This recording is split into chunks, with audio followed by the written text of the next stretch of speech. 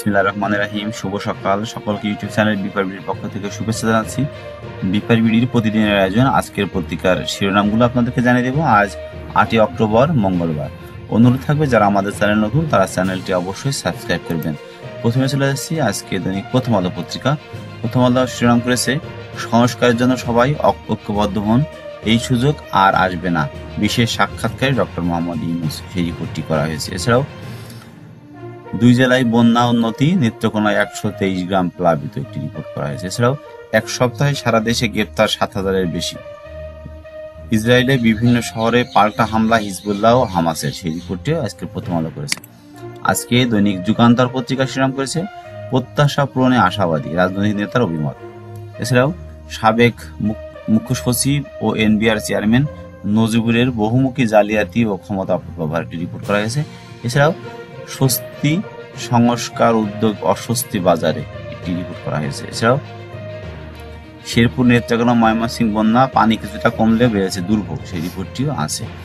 আজকে দৈনিক কালবেলা রিপোর্ট করেছে, শাক দিয়ে মাছ ঢাকা ছিল পদ্মায়, পদ্মা ব্যাংক নিয়ে একটি রিপোর্ট আছে তাদের। কূটনীতিতে সফল, বাজারে অস্বস্তি, একটি রিপোর্ট আছে।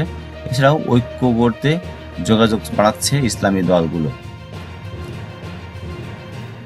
হারুন বিপ্লব সহ পুলিশের 187 জনের বিরুদ্ধে অ্যাকশন শুরু, একটি রিপোর্ট কালবেলা করেছে।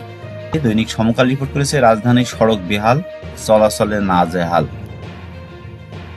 সাবেক মন্ত্রী নারায়ণ চন্দ্র ঘুষ দুর্নীতি মহারাজ, এটি রিপোর্ট করা হয়েছে। এছাড়া আজকে দৈনিক ইনকিলাব রিপোর্ট করেছে, অন্তর্বর্তী সরকারের 2 মাস, সাফল্য খুঁজছেন ছাত্র জনতা।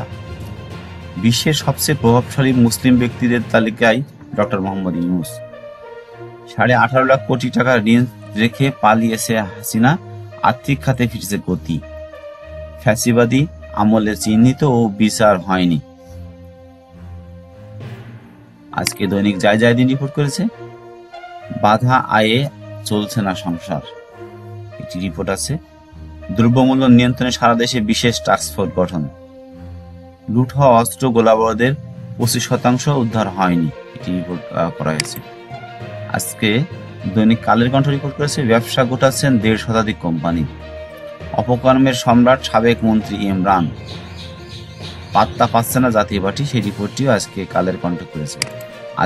আজকের পত্রিকা রিপোর্ট করেছে, এসআই নিয়োগে রাজনৈতিক কৌশল, হত্যা ভয় দেখিয়ে জমি লিখে নেন মেয়র রেজাউল। কর্ণফুলী সেতুতেও যুক্ত হচ্ছে সড়ক, ব্যয় 10 গুণ।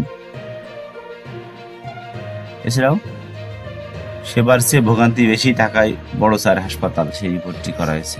হামাস হিজবুল্লাহর হুতির হামলা, ইসরায়েলের পাল্টার ক্ষতি বেশি। এইচএসসি পরীক্ষার ফল প্রকাশ 15ই অক্টোবর, সেই রিপোর্টটিও আজকে পত্রিকা করেছে। আজকে দৈনিক মানব কণ্ঠ রিপোর্ট করেছে, ভারতে ভিসা জটিলতায় ফ্লাইট। আজকে দৈনিক মানব কণ্ঠ রিপোর্ট করেছে, ভারতে ভিসা জটিলতায় ফ্লাইট নেমে গেছে অর্ধেকের নিচে। একনেকের 24,000 কোটি টাকা 4টি প্রকল্প অনুমোদন। বিশ্বের প্রভাবশালী মুসলিম তালিকায় ডক্টর মোহাম্মদ ইউনূস। আজকে দৈনিক বাংলাদেশ প্রতিদিন রিপোর্ট করেছে, ইউনূস সরকারের 60 দিন। এছাড়াও সবার টার্গেট 300 আসন। আজকে দৈনিক নয়া দিগন্ত রিপোর্ট করেছে, ময়মনসিংহে আরো 50 গ্রাম প্লাবিত। দ্রব্যমূল্য নিয়ন্ত্রণে টাস্কফোর্স গঠন। ভারত ছেড়ে আরব আমিরাতে হাসিনা, একটি রিপোর্ট করা হয়েছে নয়া দিগন্তে। আজকে দৈনিক দিনকাল পত্রিকা রিপোর্ট করেছে, মিলছে না আয় ব্যয়ের হিসাব, অস্বস্তিতে মানুষ। বিশ্বের প্রভাবশালী মুসলিম তালিকায় ডক্টর মোহাম্মদ ইউনূস। এছাড়াও বৈদেশিক ঋণের প্রতিশ্রুতি, শুরুতেই ভাটার আশঙ্কা। এইচএসসি ও সমমানের ফল 15 অক্টোবর। আজকে দৈনিক বণিক বার্তা রিপোর্ট করেছে, সরকার হিসাবে ডিমের চাহিদার চেয়ে উৎপাদন 20% বেশি। সংকট অজুহাতে প্রতিদিন বাড়ছে ডিমের দাম। নতুন কেনার বদলে লিজে উড়োজাহাজ আনছে বিমান, একটি রিপোর্ট আছে। দেশেই নেই তারপরেও দেশ ত্যাগে নিষেধাজ্ঞা।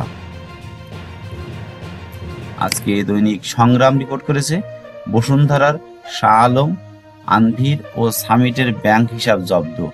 এস আলম সাবেক ভূমিমন্ত্রী সাইফুজ্জামান ও নাফিজের দেশ ত্যাগে নিষেধাজ্ঞা। ডেঙ্গুতে 3 মাসে 186 জনের মৃত্যু। এই ছিল মূলত আজকে ঢাকা থেকে প্রকাশিত জাতীয় দৈনিক পত্রিকার শিরোনাম। অনুরোধ থাকবে আমাদের চ্যানেলে যারা নতুন তারা চ্যানেলটি অবশ্যই সাবস্ক্রাইব করবেন।